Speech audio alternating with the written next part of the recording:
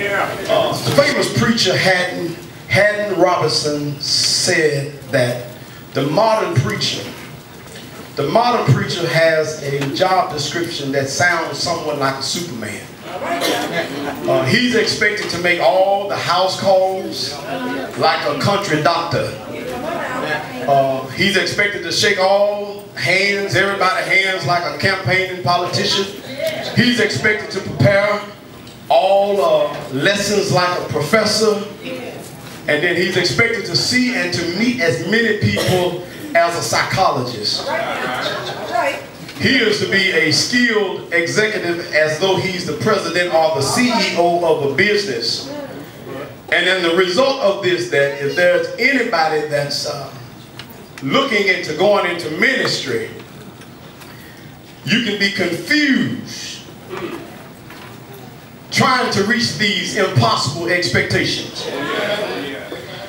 So if there's any young person here today that's thinking about getting into ministry and looking at the ministry as a whole, you got to be out your mind. Because the ministry and the preacher and the pastor, he's labeled as an elder, he's labeled as a shepherd, he's labeled as the bishop.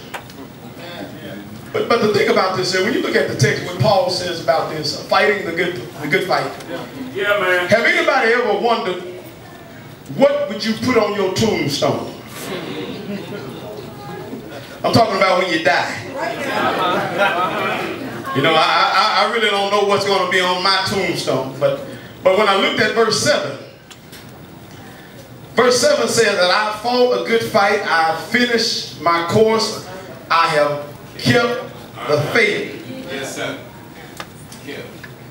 See, the thing about this is that I think Paul was saying that it doesn't matter how far you go in a race if you quit running. Yeah. I said if you quit running, you're gonna lose. Great job. You know, my desire, and I'm sure Cross just like you, your desire is to finish well. When I make it to the finishing line, I want to hear the trumpets sounding. I want to have the torch still lit. But then when I looked at the text and I looked at verse 10, I scrolled down to verse 10. That was this guy named Demas. Demas, he had forsaken Paul. And Paul says, for thou hast forsaken me, and having loved this present world. The text says that is departed unto Thessalonica, Cretans, and to Galatia. Listen, Paul says in the text that this man by the name of Demas, he forsaken me.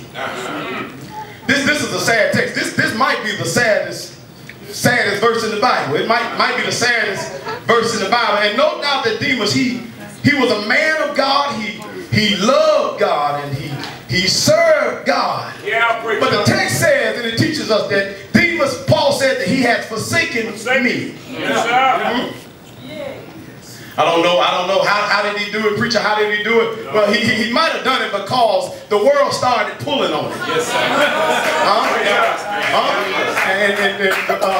There was a man that once said that he was in the Boston Marathon, and he was asked the question.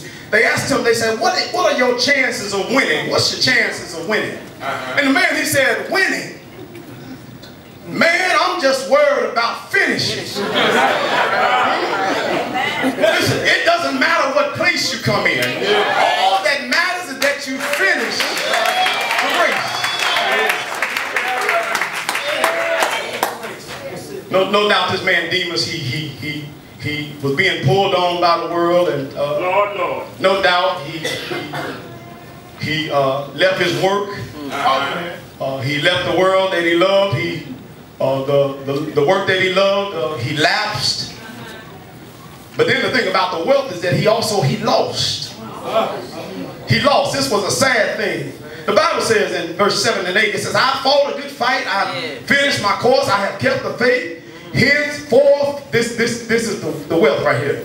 henceforth there is laid up for me a crown of righteousness, which is the Lord, the righteous. How many of you know when you stand before the judgment seat that you're going to be judged for everything that you did in this body? He said that stand before the righteous judge, he said, shall give me at this day, and not only to me, but unto all them also that love his appearing. Yes, sir. Yeah, man. The Bible said Demas had forsaken him. Do you see it in the text? It said Demas had forsaken me.